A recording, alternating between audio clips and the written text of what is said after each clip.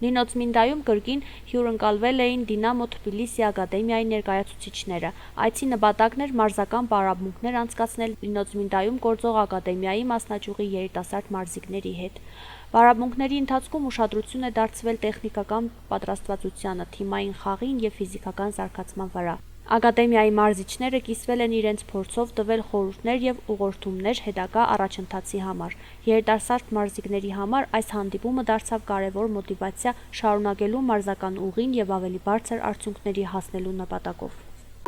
Տարիքային ֆուտբոլի պարապմունքներ են Դինամո Թիլվիզին։ Ունիմ 16-17 թևեր, ունիմ 15-14 թևեր։ Երկուսը հունիսի կեսերուն երևի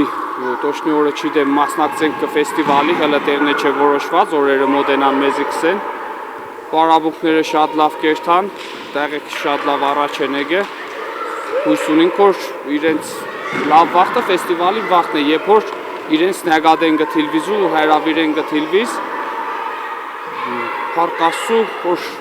սաղ լավ վերջանա ու իմ տեղոցես քանի հոգի այնին կամ ավելի ցանկալի գալիր սաղ կամանդով այն էին, որ